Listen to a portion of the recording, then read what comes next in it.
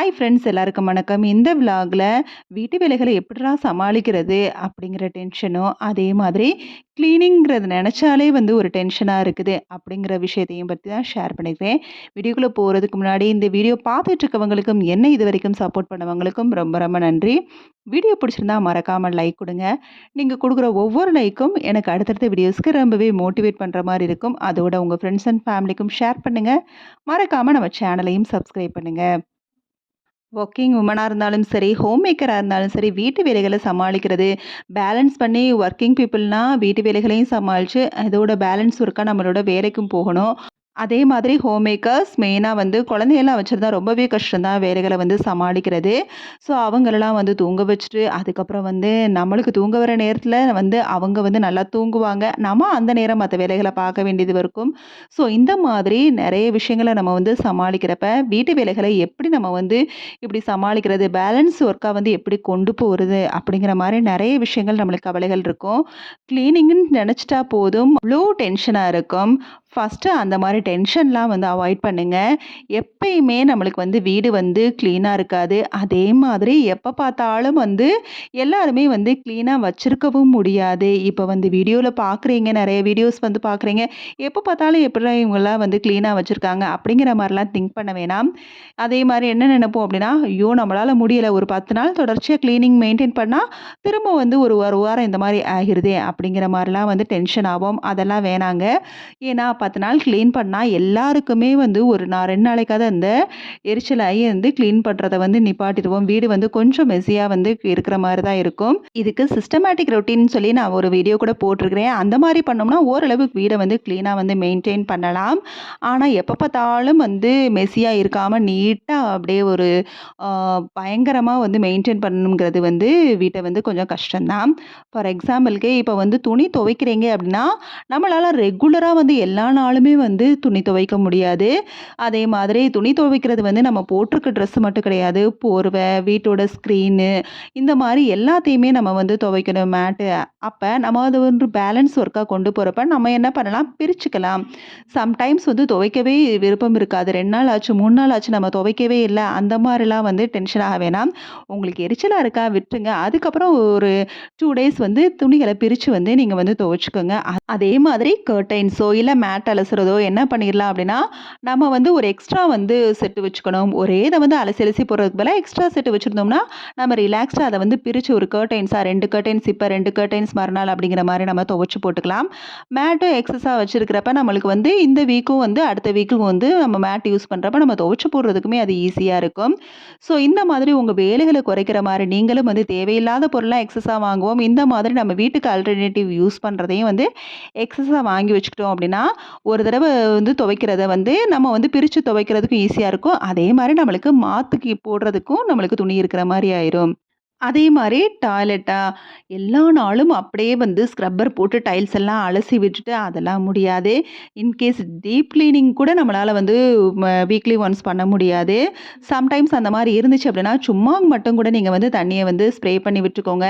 லைட்டாக வந்து ஃப்ளோருக்கு வந்து ஒரு சின்னதாக லிக்விடு போட்டு அதுக்கப்புறம் நம்ம அதை வந்து என்ன செஞ்சிடலாம் அப்படின்னா தேய்ச்சி விட்டுக்கலாம். அட்லீஸ்ட் 10 டேஸ் ஒன்ஸாவது பாத்ரூம் டீப் கிளீனிங் வச்சுக்கலாம். ஸோ அந்த நீங்கள் ஃபிக்ஸ் பண்ண டேட்டுக்கு வந்து 10 டேஸ் ஆயிடுச்சு நம்மளால் க்ளீன் பண்ண முடியலைன்னா அதுக்கு ஒரு டென்ஷன். அது தேவையில்லை. நம்மளுக்கு மெயினாக வந்து 2 டேஸ் ஒன்ஸ் வந்து நம்ம அந்த டாய்லெட்டை வந்து நம்ம லிக்விட் போட்டு க்ளீன் பண்ணுறது, வாஷ் பேஷன் இருந்தால் அதை லிக்விட் போட்டு லைட்டாக வந்து ஜஸ்ட் வந்து க்ளீன் பண்ணால் போதும். இதனால் வந்து இவ்வளோ க்ளீனிங்காக அவ்வளோ க்ளீனிங்காக அவங்களுக்கு பாத்ரூமே ஒரு 2 பாத்ரூம் வந்து 3 பாத்ரூம் இருந்துச்சு அப்படின்னா டெய்லி ஒரு பாத்ரூம் அந்த மாதிரி கூட நீங்கள் வந்து ஃபிக்ஸ் பண்ணிக்கலாம்.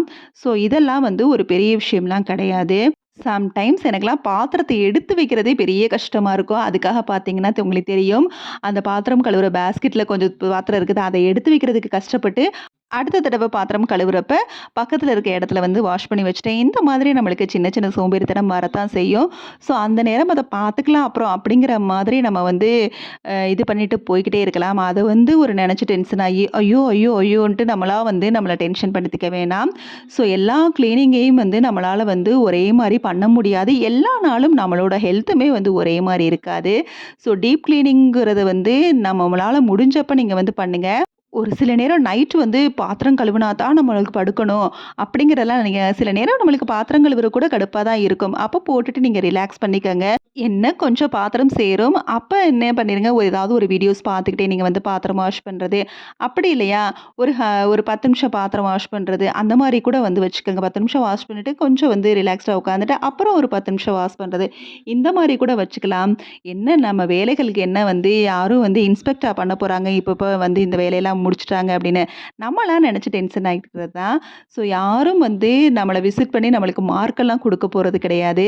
ஸோ அதனால டென்ஷனே ஆக வேணாம். நம்மளால முடிஞ்ச அளவுக்கு என்ன ஒரே ஒரு இதில வந்து கிளீனிங்கில வந்து ஒரே ஒரு விஷயம் என்ன அப்படின்னா, எப்பயும் ஓரளவு நீட்டா மெயின்டெயின் பண்ணணும்னா, எடுத்த ஒவ்வொரு பொருளுக்கும் நான் நெறைய வீடியோஸ்ல சொல்றதான், ஒவ்வொரு பொருளுக்கும் ஒரு இடத்த குடுத்துருங்க. அந்தந்த இடத்துல அத வந்து பிளேஸ் பண்ணிட்டாலே போதும். அது பாட்டுக்கு அந்தந்த இடத்துல வந்து சமத்தா வந்து உட்காந்துருச்சுன்னா, நம்மளுக்கு வந்து கிளீனிங்கிற வேலை வந்து பெரிய விஷயம்லாம் இல்ல. இன்க்ளூடிங் நான் வந்து மாப் போடணும்னா கூட ஒரு சில நேரம் இந்த மாதிரி வந்து உப்பு போட்டு நல்லா தண்ணிய ஊத்தி நல்லா வந்து இது பண்ணிட்டு, நம்ம என்ன செய்வேன் தண்ணிய வந்து ஸ்ப்ரிங்கிள் பண்ணிட்டு, அப்படியே மாப்ப வச்சு சும்மா தொடச்சு விட்டுறலாம். இதுவுமே வந்து நம்மளுக்கு வந்து சம்டைம்ஸ் வந்து மாப் போடுறது கூட டைம் இல்ல. ஏன்னா நம்மள தான் சில நேரம் வந்து சோம்பேறி ஆயிருவோம்ல. அந்த மாரி இருக்கிறப்ப நான் என்ன பண்ணுவேன்னா, இந்த மாரி கிளீனிங்கையும் வச்சுக்குவேன். இது வந்து ஜஸ்ட் வந்து என்ன லைட்டா தண்ணிய தெளிச்சு விட்டுட்டு நம்ம வந்து தொடச்சுக்கிறதா. ஒரு வீக்லி ஒன்ஸ் வந்து மாப் போட்டே ஆகணும். ஆனா, இந்த வாரம் நம்மளால போட முடியல அப்படின்னா, நம்ம என்ன செய்யலாம் அப்படின்னா, இந்த மாரி பண்ணிக்கலாம். அதுக்காக வீக்லி ஒன்ஸு, 10 டேஸ் ஒன்ஸு கண்டிப்பா நான் போட்டு தான் ஆகணும் அப்படிங்கிறதெல்லாம் வந்து தேவையில்லாத ஒரு டென்ஷன் தான். ஏன் டெய்லி வந்து நீங்க வந்து இந்த மாரி பண்ணிட்டா கூட போதும். டைம் கிடைக்கிறப்பலாம் இந்த மாரி ஒரு மாப் போட்டாலே நம்மளுக்கு வந்து பெரிய வேலை வந்து முடிஞ்ச மாரி ஆயிரும். எப்பவுமே வீடுமே வந்து பளிச்சு லுக்ல தான் இருக்கும். அதே மாதிரி எல்லா நேரமுமே வந்து நம்ம கவுண்டர் டாப்பையோ, எல்லா இடத்தையும் சோப்பு போட்டு ஸ்டவ் எல்லாத்தையுமே வந்து கிளீன் பண்ணிட்டு இருக்க முடியாது. அதுதான் கிளீனிங்லாம் கிடையாது. லைட்டா இந்த மாரி தண்ணிய ஊத்தி கூட நம்ம வந்து என்ன செஞ்சிடலாம், வைப் பண்ணி விட்டாலே போதும். அதுவும் ஒரு ஜஸ்ட் கிளீனிங் தான். நம்மளால முடிஞ்ச நேரம் வந்து நம்ம என்ன செய்யலாம் அப்படின்னா, சோப்பு போட்டு ரிலாக்ஸ்டா நம்ம வந்து கிளீன் பண்ணிடலாம். மத்த நேரம்லாம் இந்த மாரி நெறைய தடவ நான் வந்து சிம்பிள் கிளீனிங் இப்ப மாப் போட்டேன் பார்த்தீங்களா, அந்த மாரி சிம்பிள் கிளீனிங்லாம் நெறைய தடவ நான் பண்ணியிருக்கிறேன். ஏன்னா இந்த மாரி பண்றப்ப எல்லாமே ஓரளவு நீட்டாவே வந்து மெயின்டெயின் ஆகுது. நம்மளுக்கு டைம் கிடைக்கிறப்ப நம்ம டீப் கிளீனிங் வச்சுக்கலாம். சம்டைம்ஸ் நான் வந்து லைட்டா ஈர துணிய வச்சே நான் கவுண்டர் டாப்லாம் கூட வந்து தொடச்சு விட்டுருவேன். கே இல்லன்னா ஒரு 10 நிமிஷம் எக்ஸ்ட்ரா கிடைக்குதுன்னா, அப்ப இந்த மாரி தண்ணிய ஊத்தி கூட வைப் பண்ணி விட்டுருவேன். ஸோ இந்த மாதிரி கிளீனிங்க்கு டைம் வந்து நம்ம செட் பண்றது தான். முடியலையா ஜஸ்ட் கிளீனிங், டைம் இருக்கா டீப் கிளீனிங் போய்க்கிட்டே இருக்க வேண்டியதா. இதெல்லாம் ஒரு சிம்பிளா டேக் இட் ஈஸியா எடுத்துக்கலாம்.